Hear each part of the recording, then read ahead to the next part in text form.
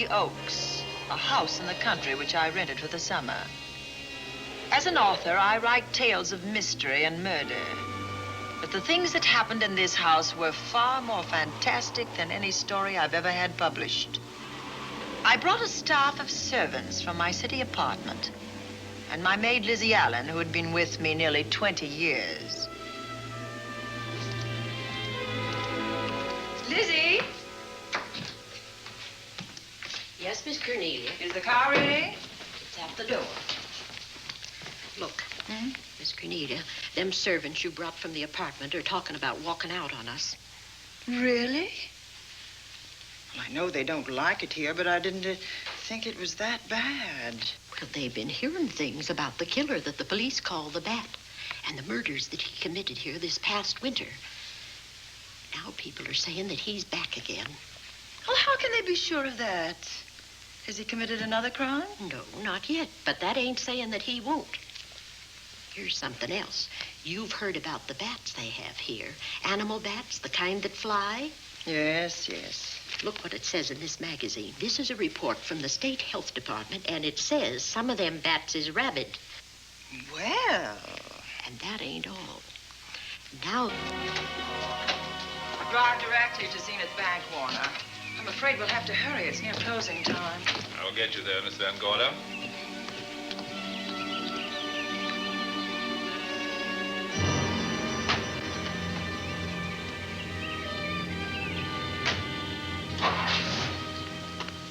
Thanks again.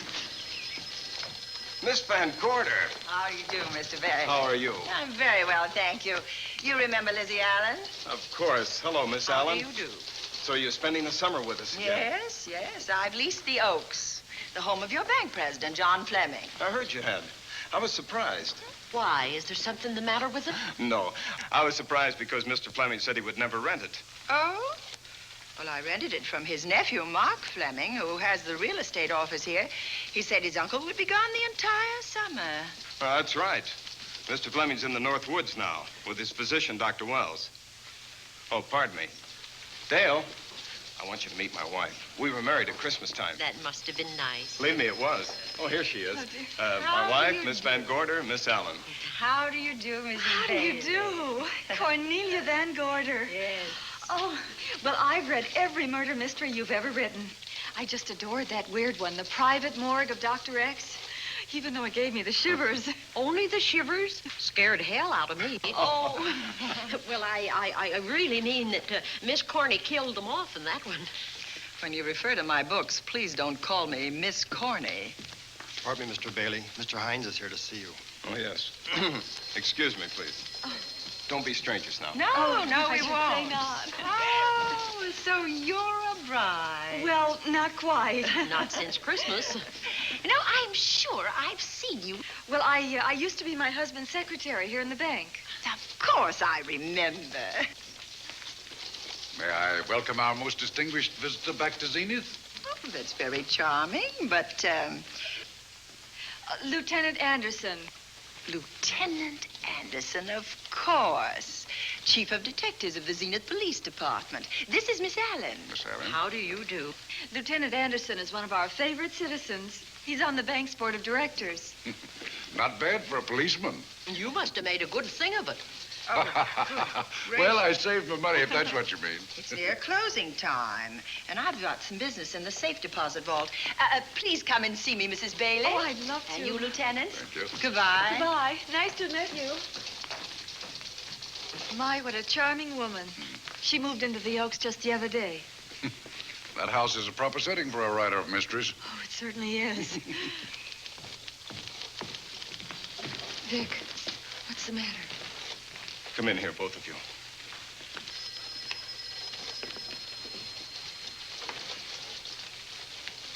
Andy, we're in trouble.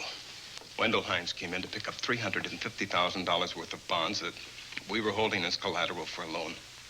They were kept in our special vault. Mr. Fleming and I are the only officers of the bank who have access to that vault. So? The Hines bonds are gone. That's not all.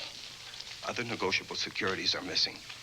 From what I can gather, short of a careful check, the bank has been looted of over $1 million worth of securities. You'll have to notify Fleming. wish I could talk to him. Unfortunately, he and Dr. Wells are deep in the woods. They can't be reached by phone.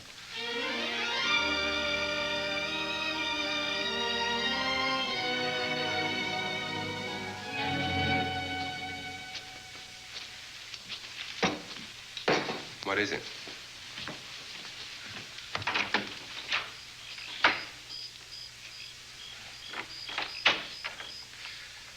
I thought I heard someone on the path coming from the lake. Had an idea it might be that guide of ours. Oh, Sam won't show up until morning. It's a 20-mile canoe trip from here to civilization. 5 will get you 10. Sam has a message for me. I thought you told him at the bank not to bother you. I did, but they'll bother me.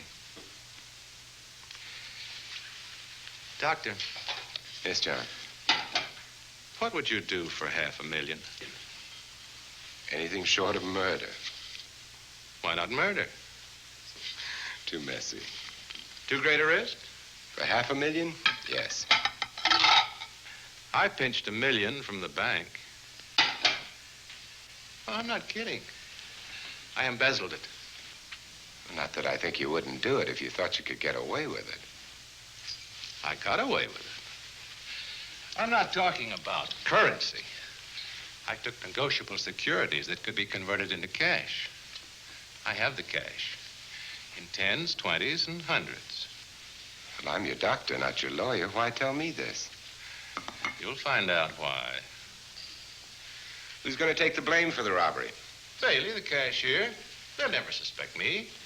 I like Bailey. Well, so do I. I love the guy. I gave him his first chance. He has a lovely little wife. Charming girl. Was the best man. Where's the $1 million? In my family's tomb in Zenith. In the crypt with my father's casket. I don't buy that, John. No? No. You forget that I had you in charge when you were a very sick man. When you raved in delirium. And I heard you talk about a hidden room. Now, where else could you put a hidden room except in that mansion you built? That white elephant you call the Oaks. Look, everyone knows I have a bad heart. Now, who would doubt it if you wired the bank directors that my heart had failed? That I had fallen from a great height here in the woods. And that I was badly smashed up. You could ship the body back for burial and instruct them not to open the casket due to the condition of its contents.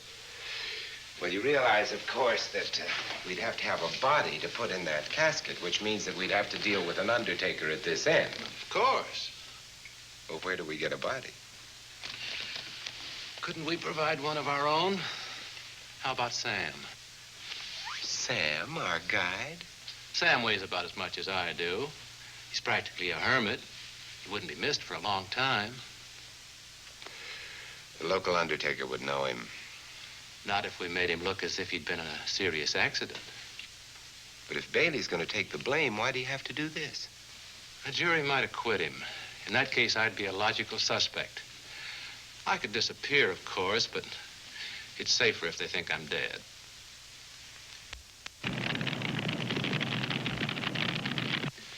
What if I don't go for this deal? In that case, it would be too bad. You mean you'd kill me? What else could I do? Now that I've told you about the $1 million, I'd say you were shot in a hunting accident. Now, look, Doctor, if you can find another body instead of Sam's, it's all right with me. There's $500,000 in it for you. I'll do my best. I smell smoke. So do I. What's that noise? Look, Doctor, the woods are on fire. It's coming this way. We've got to get out of here. Out the back way. We will. As soon as I provide that body we were talking about.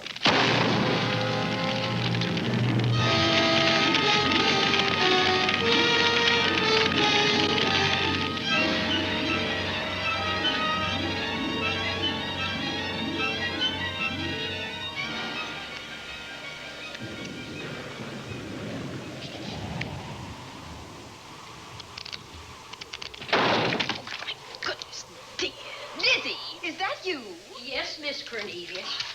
There's a storm coming up, and it's gonna be a snorter. The wind nearly blew the door off its hinges. Well, that noise blew my game higher than a kite. I think I've lost some of the cars. Oh, I'll get them for you. Oh, I see you found the paper. Drat that paper boy, scooting by on his bicycle, just chucked it into a clump of bushes and let it go at that. For land's sake, Mr. Vic Bailey's been arrested. Oh? I think. Victor Bailey, vice president and cashier of the Zenith Bank, was arraigned before United States Commissioner Alvin Fielding, charged with the embezzlement of over $1 million. I can't believe Vic Bailey had anything to do with that robbery. Oh, well, I see our landlord is home again. Landlord? Mr. Fleming. Dr. Malcolm Wells is back in town with the body of John Fleming, president of the Zenith Bank, who was killed in a forest fire. Mr. Fleming will be laid to rest in his family's tomb on Friday. And I hope he stays there. Well, why shouldn't he? Well, this is his house. And ever since he died, some funny things have happened here. For instance? The housekeeper, the cook, and the butler said that they heard strange noises at night. And the upstairs maid swore that she met a man without a face coming up the back stairs. Oh, so that's why they quit and left me to run this place without a staff. They didn't tell you, Miss Corney, but the truth is they was scared to stay. But you're still here, Lizzie. Haven't you seen anything? No. No, and even if I had, I ain't afraid of ghosts. They're afraid of me. Honest, Miss Corney, a spiritualist told me once that ghosts was allergic to me. But this Bat feller they keep talking about in the paper, I guess he'd be different. No, I don't think you would have the same effect on him. Oh, dear. What are they trying to do? Drive people away from this part of the country? Why, what does it say about the bat? His specialty seems to be killing women. My goodness, 2 of them in one night.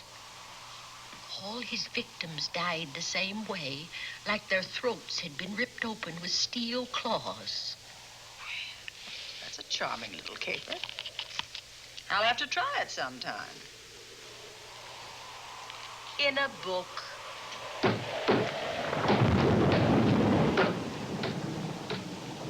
That ain't nothing, just something bumping against the house.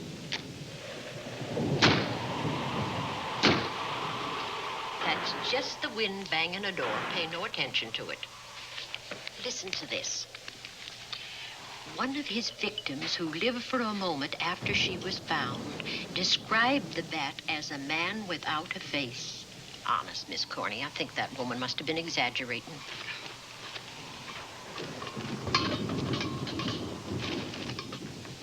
That's just that heavy tapestry at the top of the stairs. I know. I've heard it before on a windy night. But that sounds as if there was someone on the stairs. I know there isn't. At least there shouldn't be. There ain't. Them's just the noises you hear in any old house on a windy night. It says here that the bat never leaves no fingerprints. That's understandable. Having no face, he probably has no fingers either. Lizzie!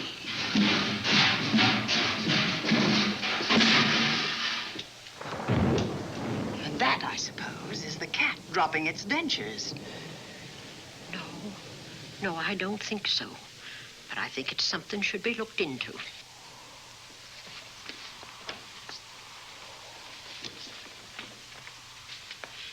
Now, who chucked him down here? The wind, I hope.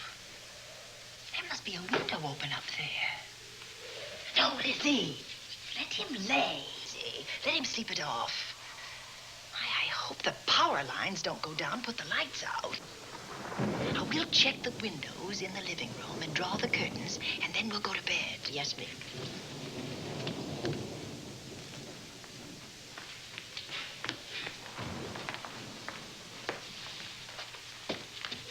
I won't be a minute.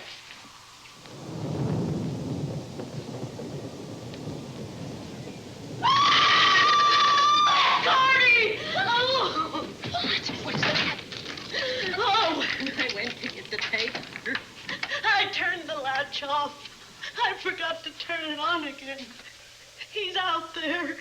He was coming in. He might have got you. Oh, but he didn't, and he's still out there, thanks to you. Now, you hurry now, and we'll call the police. No, I won't leave you, Miss Corny. Are you okay? Yes, ma'am, I'm okay. Okay.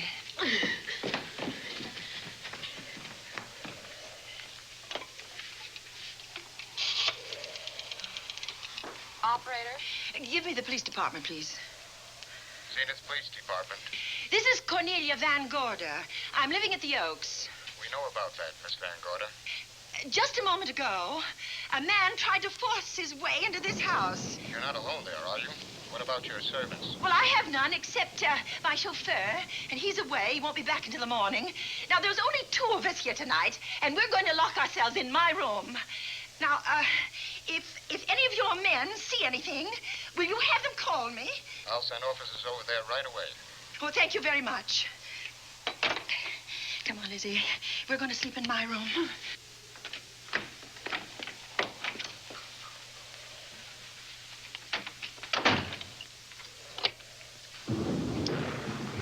Well, nothing can get at us in this room now, I think. This door seems good and solid. Like the door to a tomb.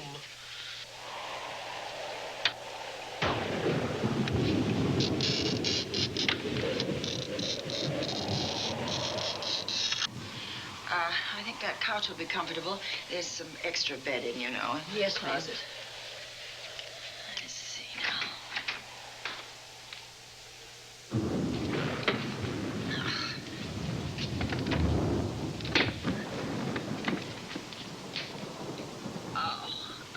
Huh?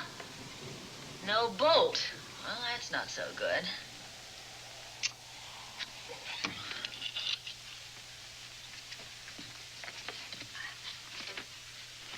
What's that for? That, my good woman, is a booby trap. If anybody tries to open this transom, this will be knocked off, and we'll hear it fall.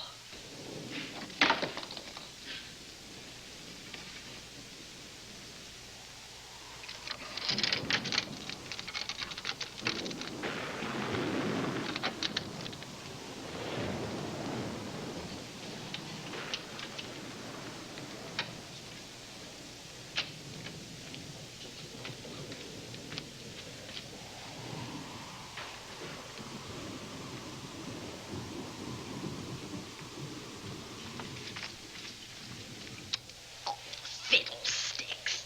I forgot my night things, my robe, my gown, and my slippers. I'll go get 'em now. Now, wait a minute, Lizzie.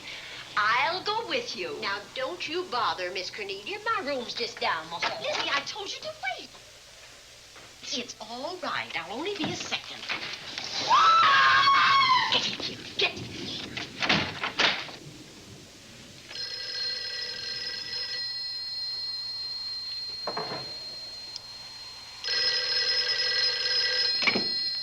Yes? Miss Van Gorder? Yes? Zenith Police Department. There's a police car just outside your house, and the officers in it have reported that there's no sign of a prowler anywhere on the grounds. Oh, the man's inside now. He's in the hall, just outside my bedroom. Have your men break through the kitchen door and search this place from top to bottom. Okay, Miss Van Gorder. Sit tight. I will. I have a gun, and I know how to use it.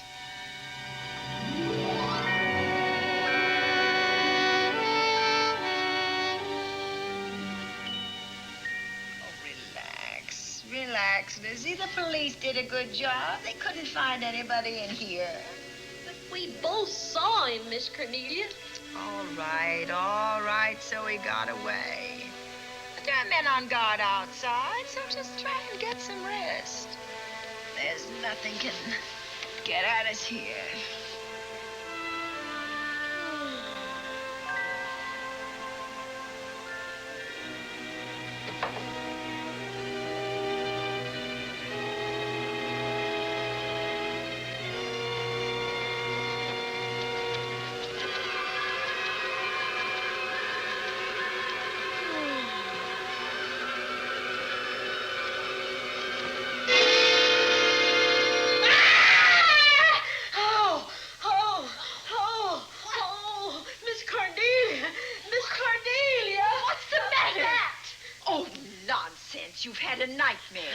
did. But there was a bat in it, and it bit me. And it flew in that closet. Oh, good gracious, Lizzie, you're right. Oh. Oh. Oh.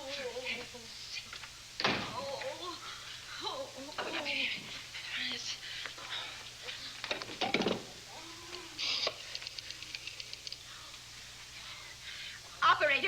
Operator, will you get me Dr. Malcolm Wells' office, please?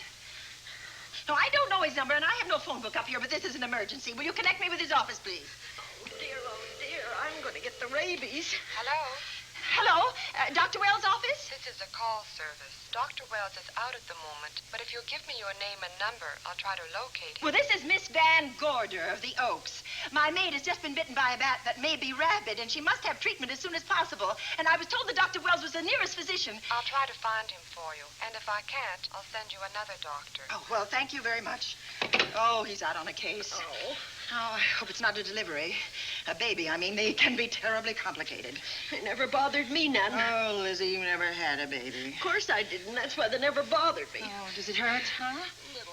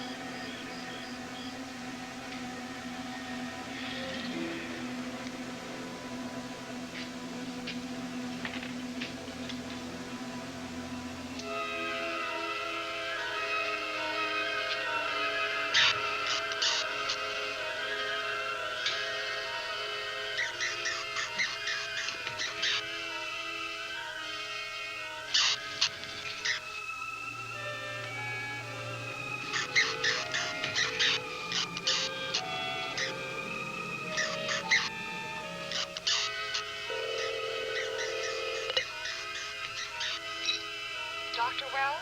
Are you there, Dr. Wells? Are you there, Dr. Wells? This is the operator. Your call service is on the wire. It's an emergency. This is Dr. Wells. This is your call service, Doctor. Oh, hello. I was just doing an experiment. I left the receiver off. That's what I thought, but I kept trying. Miss Van Gorder at the Oaks called and said that her maid had been bitten by a bat, and she's afraid it might be rabid. What? Oh, all right. Tell her I'll be right over there.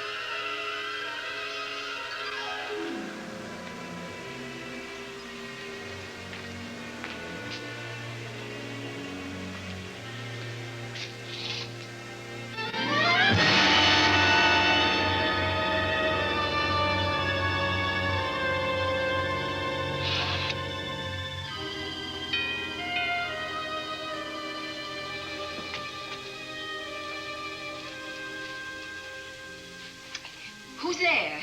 Dr. Wells. Come in. Good evening. Oh, I'm so glad they found you, Doctor. Well, I reached my office shortly after you called. How is your maid? Is she in any pain? No, she doesn't seem to be. Did the bat get away? No, I believe it's still in my bedroom. Oh, good. I'll want to examine it. There you go, Miss Allen. Now you'll feel better. Doctor, have I got the rabies? Well, I can tell you better after I've examined the bat's brain under a microscope. That thing's got a brain? Oh, you'd be surprised. Where is it? I think the little darling is in that closet. Oh. You know, it's a pity you leased this house, Miss Van Gorder. Why a pity? Well, my dear lady, I don't want to alarm you, but... Oh, well, after tonight, nothing can alarm me. Yes, I understand. It must have been terrifying. So many unexplainable things have happened here. There's something about the place. Your servants must have sensed it when they walked out on you. An apprehension of disaster. Well, let's see. Aha! Yes. There he is. All right, now, take it easy. Nobody's going to hurt you. Quiet now. Quiet. And he looks quite normal. Doesn't seem to be sick at all. Oh, ain't that nice? I've been worried about him. Well, you should be. From his appearance, I'd say that he doesn't have any infection. In which case, you've had a narrow escape. Now, you take one of those tablets I left for you, and I'll guarantee you a good night. And I'll drop in on you tomorrow. Oh, thanks for everything, Doctor. Now, don't worry, I can find my way out. Oh, I know you can, but do let me help you. Oh, don't forget that once I'm gone, you'll have to climb those stairs alone. Oh, I'm all right. I'm armed now. Can you shoot one of those things without shutting your eyes? Oh, Doctor, there are guns in every book I've ever written. I don't write about things I'm unfamiliar with. Lock the door, Lizzie. Good night. Yes, ma'am. Good night, Doctor. Accident? No, the wind blew him down. Oh. I think. Did you know that young Mark Fleming leased you this house without notifying his uncle? No, I didn't. Well, it doesn't matter now. John Fleming is dead and Mark's his heir. But if John were alive, he would warn you to leave here, Miss Van Gorder. Really? Yes. It's been a tragic place for anyone who ever lived in it. Well, good night. Good night, Doctor. Who's out there? Nobody you need worry about, Doctor. Oh, it's Andy. That's right. Oh, good evening, Miss Van Gorder. Good evening, Lieutenant. Somebody sick here? My maid was bitten by a bat. Oh? A rabid bat? Well, I'll know for sure when I get to my lab. I caught the bat. It happened indoors? In my bedroom, yes. How'd it get in? Well, there are many ways a bat could get in a house. You ought to know. I spotted this hole in the window the minute I got here. Why? That's where the two-legged bat got your door open. Miss Van Gorder told me that she phoned headquarters at Zenith. Yes, I phoned twice. The second time was after the prowler got in the house. Weren't you at headquarters, Andy? No, but they contacted me. An officer came and searched the house from top to bottom, but they couldn't find the bat. You better have this window fixed tomorrow. Oh, yes, I certainly shall. Listen, I'd better be going. I'm due in surgery at 8 o'clock in the morning. Good night. Good night, Doctor. There will be a man patrolling the grounds all night, Miss Van Oh, Gorder. thank you. And nobody inside, Andy? Why should there be? Well, how do you know but what the bat is hiding somewhere in the house? I'm quite sure he isn't in the house, Doctor. Not now. Good night. Good night.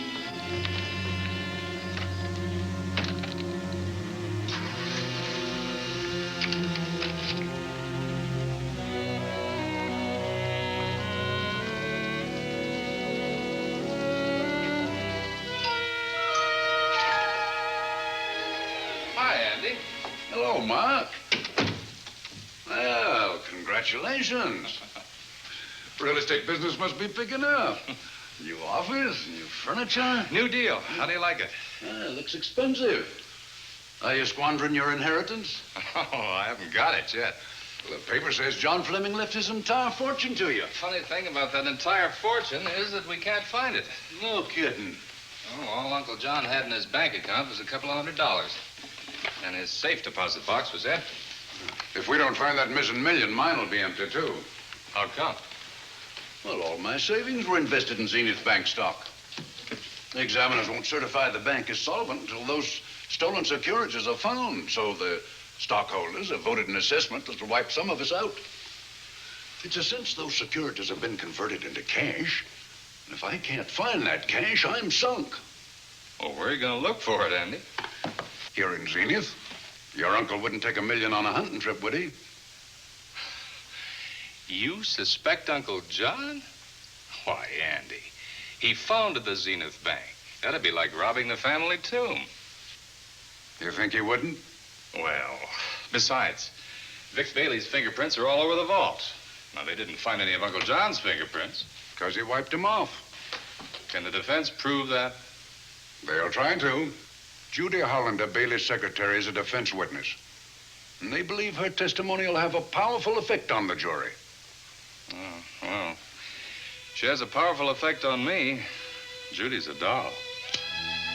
Here's the book you mentioned, Judy. It's your newest one. Yes, it's just been published. You can have that copy if you wish. Oh, it's a first edition and you've signed it. Yes, of course. Thank you so much. May I serve tea now, Miss Van Gorder? Yes, please do, Warner. Thank you. Well, I see you've engaged new servants. Yes, of course. Well, how did you persuade them to live in this house? Well, Jane Patterson, my new housekeeper, knows this house better than you do, Doctor. Oh? She worked for John Fleming. And Warner was my chauffeur. Chauffeur turned butler? Yes, it's incredible. He can play any part at a moment's notice. Did you get a plumber, Warner? No, we can't get a plumber for 3 days, madam.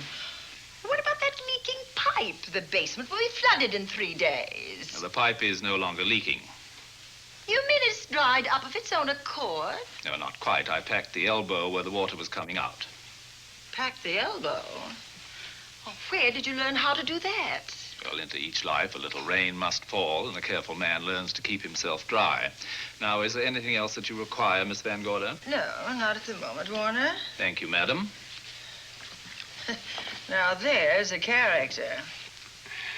How long did you say that he worked for you as chauffeur? About 3 months. Well, I hope he doesn't have a police record.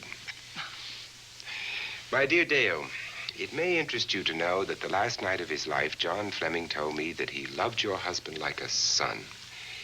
If Fleming were alive today, he would be fighting to prove Vic's innocence. Could Mr. Fleming prove his own innocence? Miss Van Gorder, can there be any doubt about it? There will be when Miss Hollander testifies at Vic's trial. Oh? You know something that we haven't heard yet, Judy? Something I saw with my own eyes. She's not permitted to say what it was. My dear girl, I wouldn't think of asking her. But let's assume for a moment that Fleming did steal the $1 million. Now, what would he do about it? Where is it? Hidden someplace where he could lay his hands on it without getting caught in the act.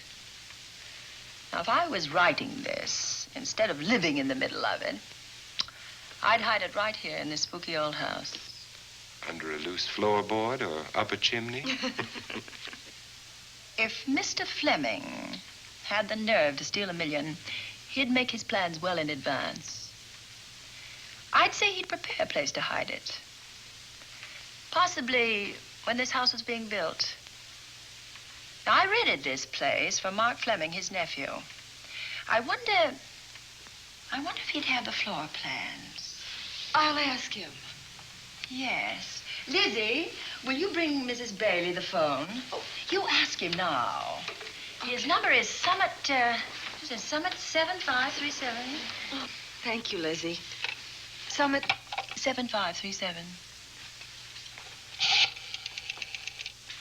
Not bad, eh, Andy? That means new business. Now, you see, somebody wants to buy a house. Mark Fleming speaking. Oh, hello, Dale. Well, hang on a minute, honey, while I see if I have him. It's Dale Bailey, all excited. Miss Van Gorder wants to know if I have the floor plans of the Oaks. Now, what would she want with the floor plans? Well, she suggested to me that your uncle might have hidden the bank loot there.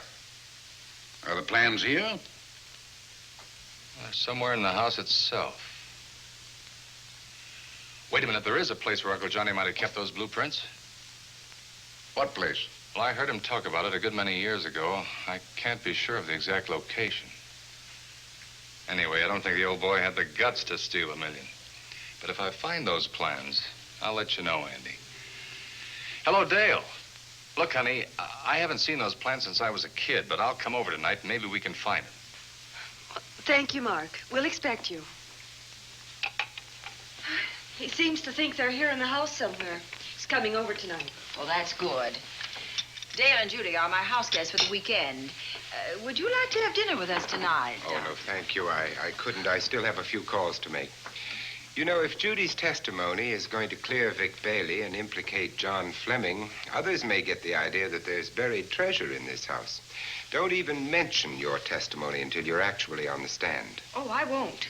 That's a smart girl, Judy, and a very lovely girl. Well, good afternoon, ladies. Goodbye, Doctor. Dr. Wells.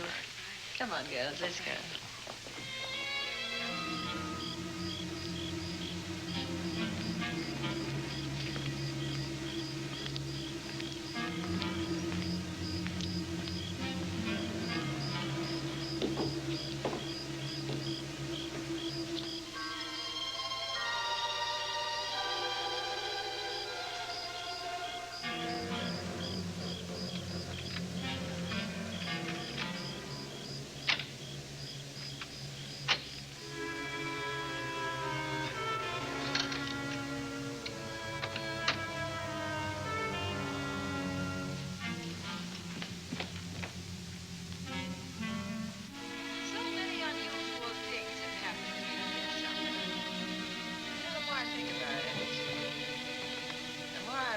I should be putting them down on paper. Weren't you your husband's secretary, Dale? Yes, I was. Do you take shorthand? Mm-hmm. Well, my dear, if you'd like to have your mind occupied, I want you to work with me while I write the story of this fantastic criminal, the Bat.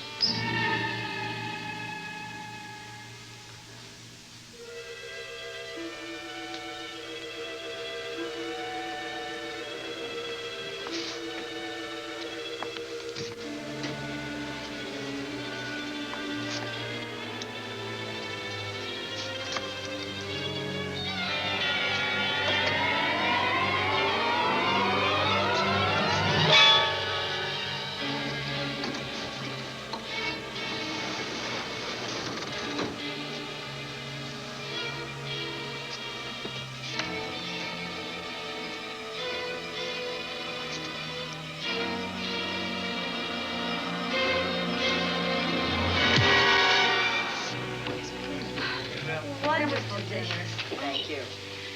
It's really nice. A good dinner, Lizzie, as usual. Wonderful. Oh, what a lovely piece of silver. It's an original, isn't it? Yes, they still use them in England for buffet breakfasts. I've got water in the bottom. Keeps your kippers hot, your sausages, your scrambled eggs. Interesting. It's very useful, really nice.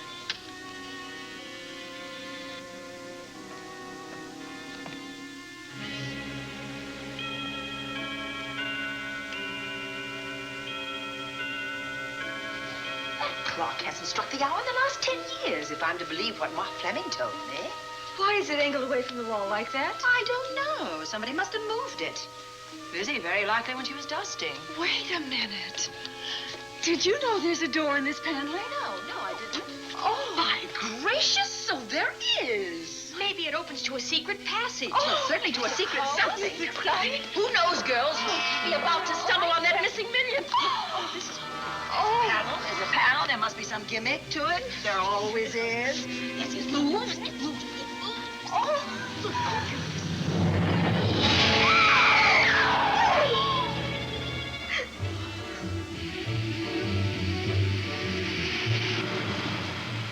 Calling car 11. Calling car 11. Proceed to the Oaks in Zenith Township immediately. A homicide has been reported. Okay. Proceeding to the Oaks. Notify the county coroner, Dr. Wells. Tell him to come to the Oaks at once.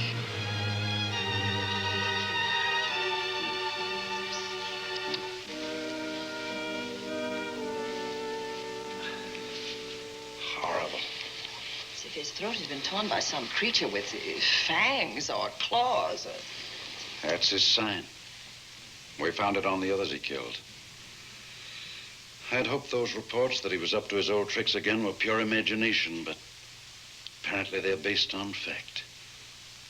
He's come back. Back to the scene of his kills. Yes, that's who I mean. That's who did this. The bat. Who found Mark? We all did. And it's Dale and Judy and I. Lizzie was in the dining room. This is my new housekeeper, Jane Patterson. You know, she worked for John Fleming. I know her. Where were you, Mrs. Patterson? In the kitchen, cleaning up. I cooked the dinner tonight. Did you know that the secret closet was here? No. It was behind the grandfather's clock. Well, it was I who found it, really. Noticed the clock had been moved and the door wasn't quite closed. I'll get it.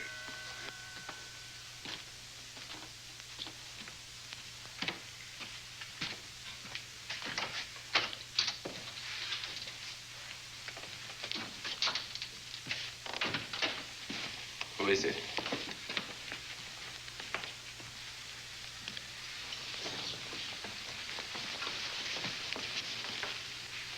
Mark Fleming. As coroner, you saw the same wounds on the others. How long's he been dead? Oh, I'd say about a half an hour. Do you believe it was the bat? That's a bat's trademark. Perhaps he's still in the house. That's possible.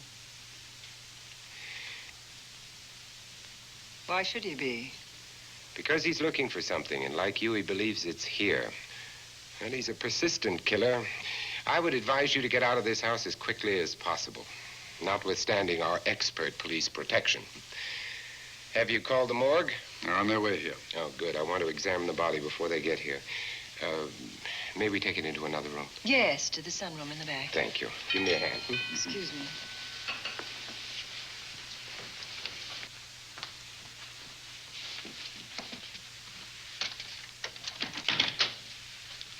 Oh, Warner, where have you been? Well, madam, has been an accident? There's been a murder. Mark Fleming, the young man from whom I leased this place, was killed here tonight. They know who did it? Well, they believe it was the bat. I'm sorry I had to use the front door, Miss Van Gorder, but I forgot my keys, and when I rang the bell at the kitchen door, there was no response. Oh, this is Warner, Lieutenant. He's my butler. He was my chauffeur. Why'd you promote him? But it's very difficult to find a butler. They don't like service in the country. Have you been a butler before? I've served in many capacities, sir, but this was my night off, and I forgot my keys. I heard that part. What time did you leave the house tonight? Oh, about 6:30. I had dinner at Wiley's Roadhouse. Can you prove where you spent the rest of the evening? I can try. Try hard. And don't leave the house. I'll get to you later. Very good, sir. I shall be in my room, Miss Van Gorder, if you need me. Yes, Warner. Surely you don't think he's... Warren and I've met before. I can't recall where or when, but I will.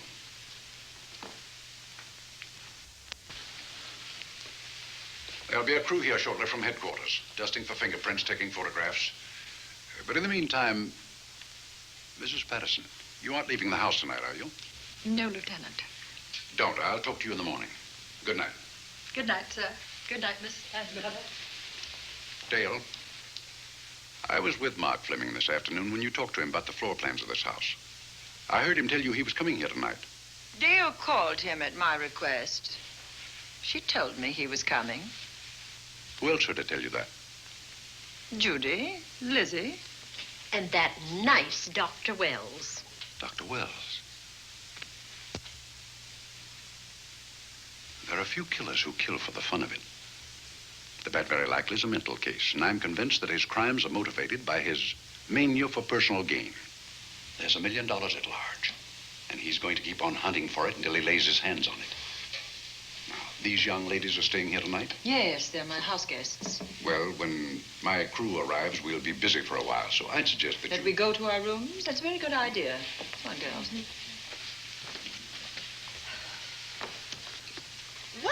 police guard for this house tonight, Lieutenant. You've got one. I'm going to cover this place tonight from the attic to the basement. If the vet makes another call, I'll have a little surprise for him. Who is he? Have you any idea?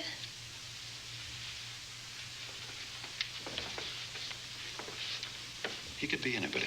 So far, there are clues to his identity, but nothing we could take before a jury. I'm afraid we must look higher than the criminal world. He may be a merchant, lawyer, doctor, scientist, one of the pillars of his community. Ladies, lock your doors tonight. Stay behind them. I promise you you'll be safe. Good night. Good night, Lieutenant. Good night.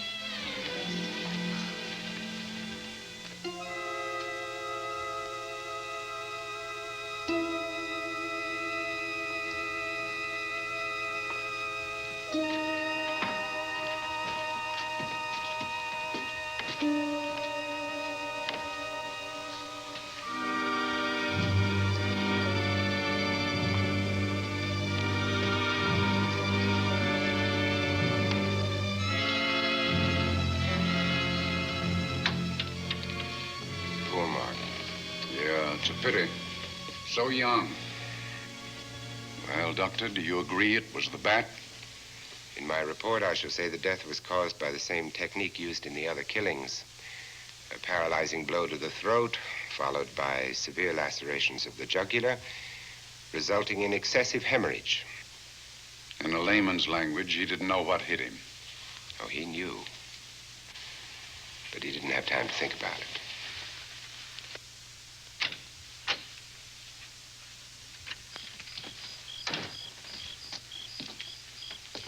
You staying here tonight, Andy? Well, until I check the doors and windows, but I'll be back bright and early in the morning. Neither snow, nor rain, nor heat, nor gloom of night stays these couriers from the swift completion of their appointed rounds. A lot of people are due for a shock when I close this case. Yes, I'm sure they are. Good night, Andy. Don't get hurt. Good night, Doctor.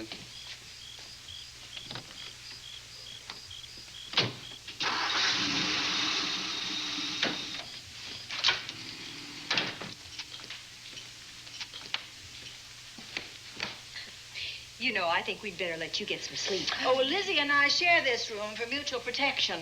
You know, one night, a storm blew the wires down, put the lights out, and I went out the next day and bought a half a dozen of these things. You better take one with you, Dale. Oh, thank you. We'll go across the hall now. Are you sure there's nothing else you need? Oh, no. Quite sure. We'll be all right. Well, if anything bothers you, you just sing out, and two strong women will come to your rescue. Oh, nothing will bother us. Not with Andy on the job. No. Well, good night. Good night, Miss Van Gogh. See you in the Don't worry, everything will be all right. We won't. Good night. Good night.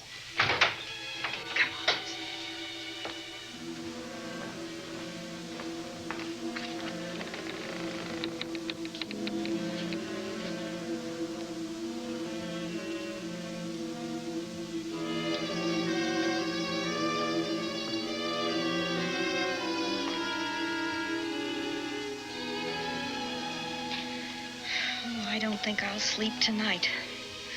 Me neither. All I can see is poor Mark Fleming staring at us.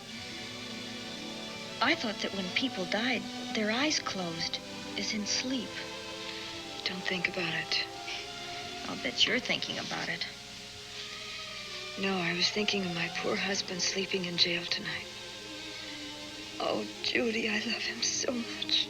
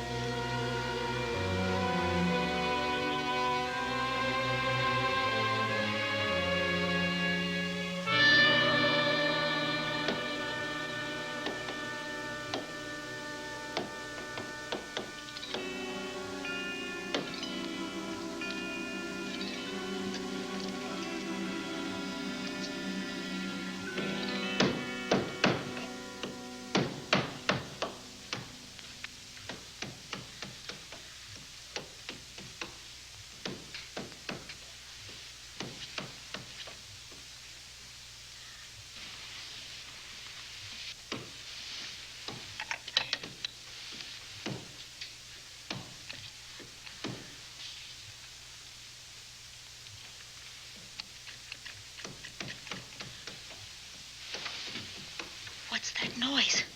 Oh, I don't know. I kind of fell half asleep. For a moment, I thought it was something from a dream. It's somewhere in the house.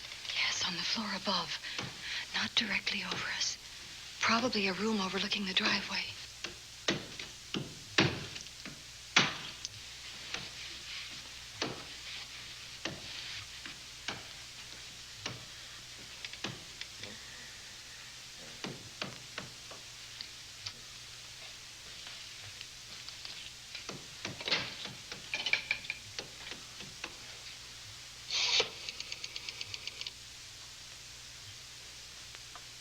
Should we call Miss Van Gorder? She'll hear it. How can she help but hear it? Oh, besides, we don't want her to think we're a couple of hysterical women. Well, I'm about to become one. I've dear. had it for one night. Dale, you're not going out in that hall. I want to know what's happening up there. But Lieutenant Anderson said if we stayed behind our locked doors, we'd be safe. Dick isn't safe locked up in that jail. Suppose that stolen money is in this house. Mark Fleming seemed to think it was. Maybe that's what somebody's looking for. Heaven's sake, don't you hear that awful noise up there? Now, Lizzie, you've just got to stay awake. The house phone and the outside phone wires have been cut, and we can't get help. Where's that policeman? Oh, I don't know. Something must have happened to him. Now, go on, get on your robe. Oh, Dale, please don't go up there. I've got to. Think what it could mean to Vic. Now, you stay here. Oh, no. If you go, I go.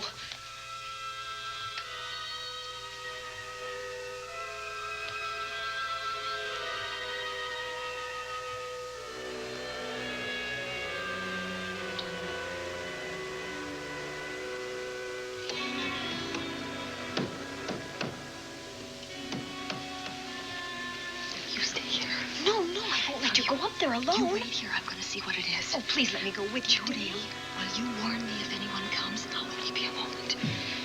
Now, wait.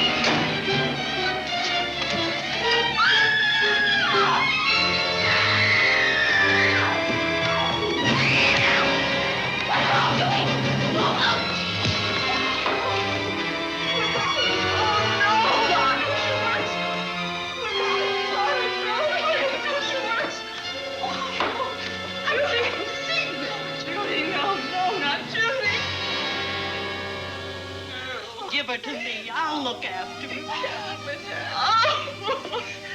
Poor baby.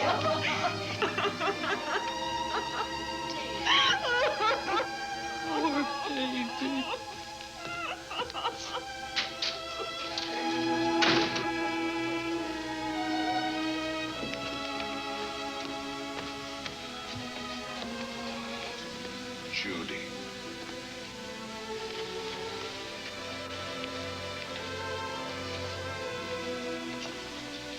The bat. Yes, the bat. He caught her at the head of the stairs. We saw him rushing down the stairs as we came out of the room. I hurled that after him. I hit him, I believe. I'm going to cover this place from attic to basement, you said. Well, what were you covering when that poor child was murdered? Where were you? I saw a man outside in the grounds. I went out there and hunted him. I heard him in among the trees, and so I followed the sound of him as far as the brook down near the back road. And then I lost him. I'd rather give my own life than have this happen to Judy. But I told you to stay in your rooms and lock your doors and stay there. What was she doing at the head of those stairs? That was my fault. They heard a strange noise. Heavy pounding in one of the rooms on the third floor. We all heard it. I wanted to see what it was. Judy, I wish she wouldn't let me go out by myself. I made her stay on the balcony. What about your new butler? Oh, well, he's in his room, I suppose. Oh, Mrs. Patterson. Oh, yes. Did you know what happened to you? No, sir, but I heard the screams. I went to call Warner. We have rooms on the same floor, but he wasn't in his room. His bed hasn't been slept in. If Mrs. Patterson heard the screams, Warner could certainly hear them. You're quite right, sir. I heard them. Oh, you did? And where were you? Outside in the grounds. Miss Holland has been murdered. No. Oh, so you're surprised. Shocked. Well, I've seen better performances. I remember you now.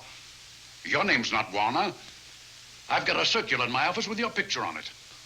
The Chicago police not so long ago were hunting for you in connection with the robbery. You're right again, sir. And they found me and they tried me and I proved my innocence and I was acquitted. That could have been a lucky break. Where were you when this child was killed? I told you before, sir. Outside. What were you doing there? I was following you. I saw you leaving the house, and it seemed that you were hunting someone. I thought you might need some help. Oh, yes, sir. I followed your flashlight down through the trees. Then it disappeared. And then suddenly, as I was staring out into the darkness, I was struck by something on the back of the head. The next thing I knew, I was lying on the ground. I realized I'd been knocked out. I wish you had been knocked out. But then we'd have found you with your mask still on your face. You were hit here in this house with this poker as you were rushing down those stairs after that child was killed. Oh, no, sir. You can't pin this on me. I'm not the bat. I've never killed. I couldn't kill. I won't take the rap for this.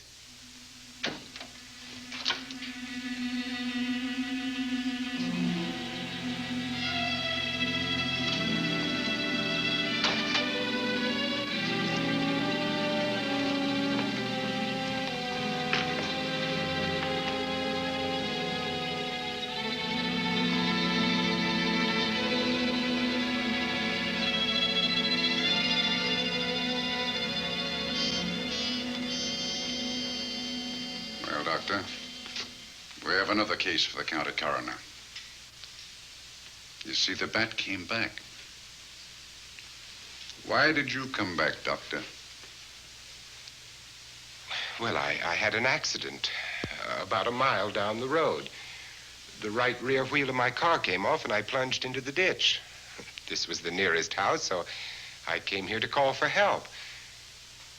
I thought I'd find you around, Andy. Physician, heal thyself. You must have been hit by something on the back of your head. I told you I had an accident. So you did, Doctor. So you did. I could be wrong. But maybe I'm not. We shall see. All right, dear, let's start a new chapter. For days, the murders held the headlines. Lieutenant Anderson grilled us and ransacked the house from top to bottom. Warner was not placed under arrest, but his every move was watched. At night, except for a detective on guard in the house, the police and the reporters left us alone. And on one of those nights, without telling Lizzie or anyone else, I pursued a secret investigation of my own.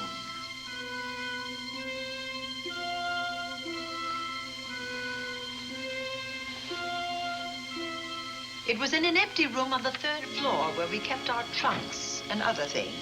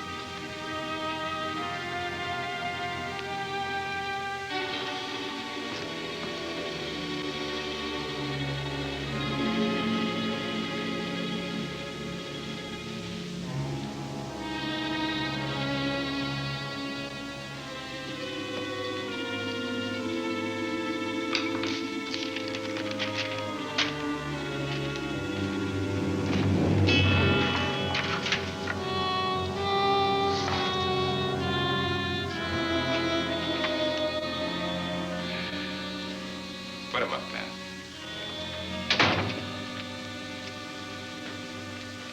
It's a bright idea to kill me in my own lab and let people think that I'm the bat. But you had to kill me first. What was it to be? Ambush? And clever as you are, you're not smart enough to do that. Nor were you smart enough to find the money, though you came quite close to it. But I know where it is.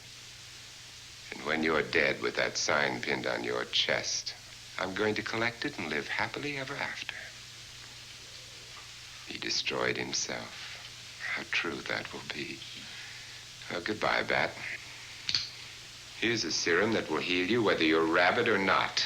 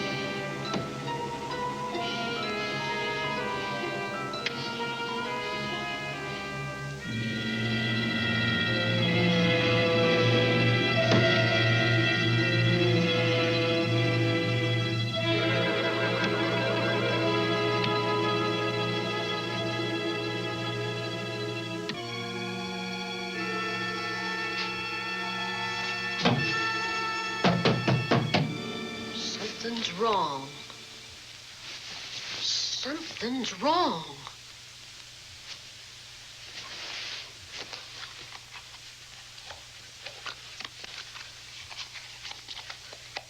This Cornelia.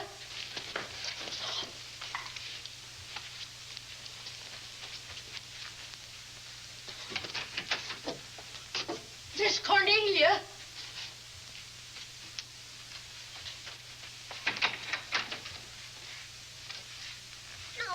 Where would she be going at this time of night?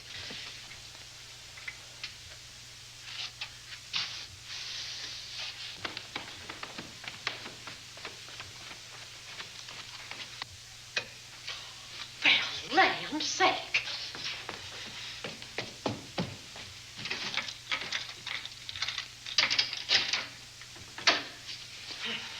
I never.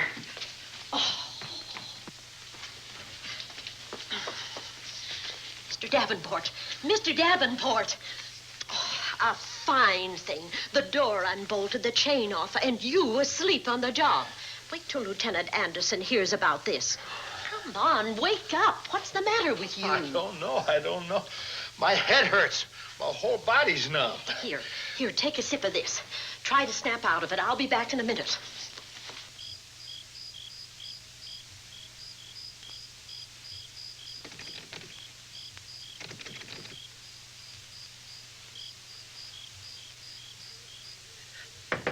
Hurry, will you? It's Lizzie.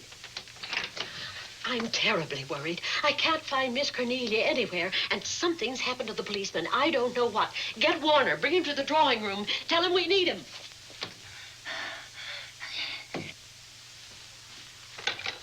Are you all right now? Yeah, I'll be all right in a minute. I remember now. I took a drink of wine from that decanter there. Miss Van Gorder told me to help myself. She wouldn't put nothing in it?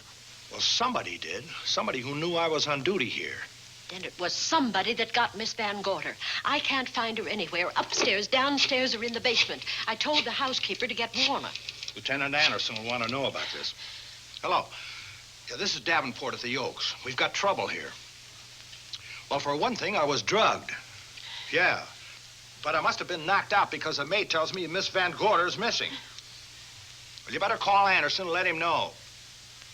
He's not at home. Well, where is he? Out on a case? What case? Dr. Wells. What else did they tell you about it? Oh, hurry, will you? We've got to find Miss Cornelia. Okay. Lieutenant Anderson is out on a case. Dr. Wells was found dead in a room next to his garage, murdered. Dr. Wells? There's something queer about the killing of Wells, but headquarters won't talk about it. Lizzie, Warner isn't in his room. There's no sign of him anywhere. And I was supposed to keep an eye on that guy. Where's Miss Cornelia? That's what I want to know. Wait a minute. Didn't you say that the chain and the bolt were off of the front door? I certainly did. Well, maybe Miss Van Gorder went outside. Oh, she never would. We better look. I can't breathe. There's nowhere else.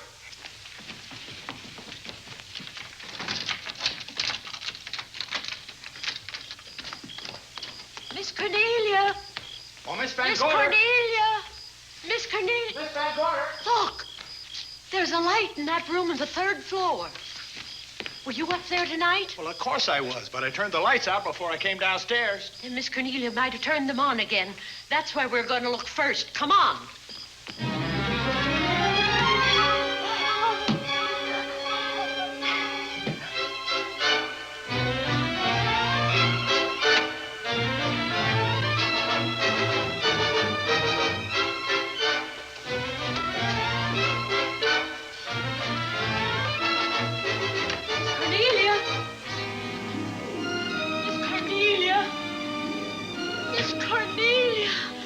Yes, Lizzie. I'm here. Right here. Come to the mantelpiece. Here we are, Miss Van Gorder. What do we do now? Over the mantel, there are 5 panels. Strike it with your hand.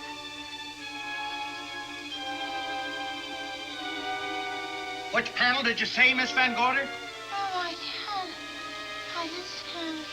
Miss Van Gorder, which panel? We couldn't hear you. She said strike it. What difference does it make which panel? Strike them all. Look.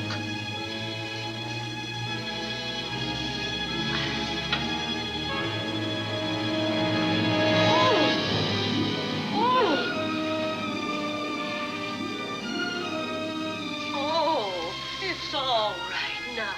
It's all right, dear. Lizzie's here.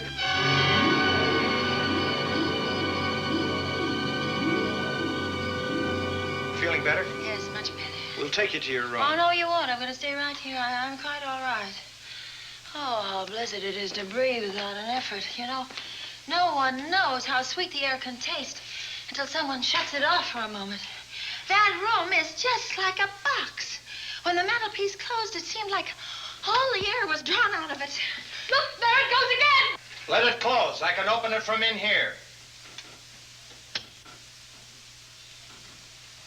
There's a control panel behind this blueprint. Electric motor under the trap door here. Once the door is open, you can keep it that way. I believe that the fireplace in this other room opens the same way. And it does. I tried to find this, but I couldn't find it. Yeah, it's back at this blueprint here. Well, it's quite a setup. Too bad we can't open that safe in the same way. Take an expert to crack this box or a shot of nitro. Oh, maybe that's what the bat had in mind. Could be. Seems he's on the prowl tonight. Miss Van Gorder, Warner has disappeared. And Dr. Wells has been murdered. Dr. Wells? Lieutenant Anderson's on that case right now. Well, does he know what happened here tonight? They got word to him. He'll be here any minute.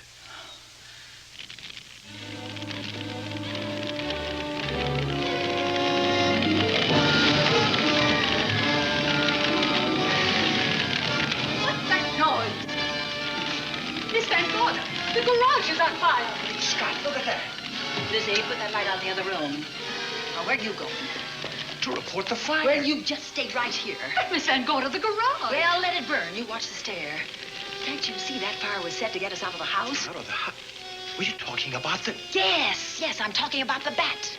Now that the lights are out, he'll think his trick has worked, and we've gone. He'll be here any minute. Well, so will Lieutenant Anderson. I hope so, but the bat will be here first. And he'll kill again if we're in his way. We've got to be as clever as he is.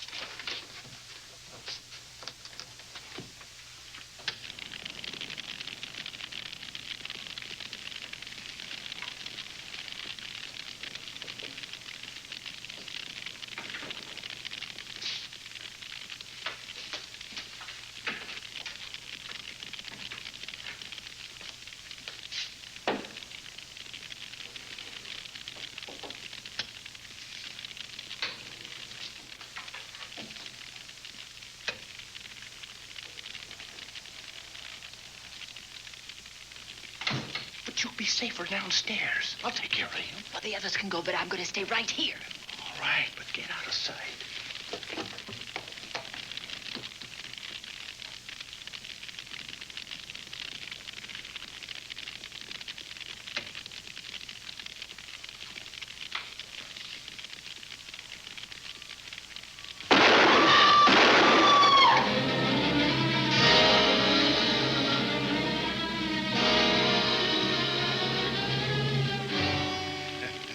Let's face it, ladies, and get it over with.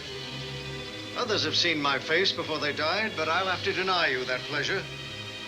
This would make a good scene for your book, Miss Van Gorder, but I'm afraid you'll never write it.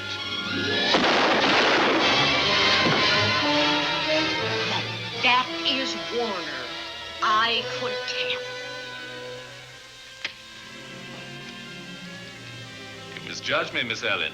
Warner! I don't like being a murder suspect, Miss Van Gorder. I was headed for a plane, but halfway to the airport, I changed my mind and came back. I'm glad that I did.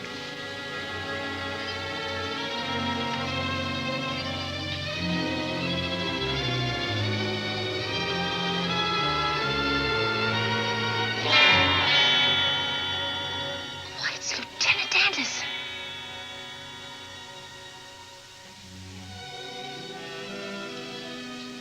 Yes, it was Anderson.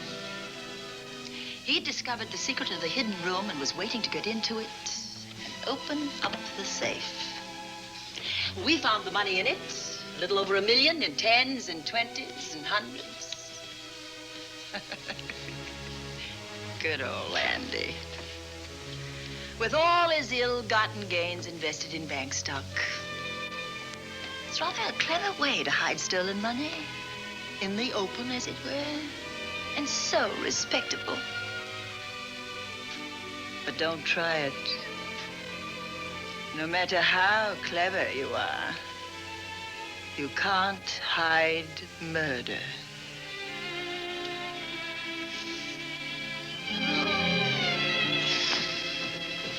Well, that's it, Dale. That's the end.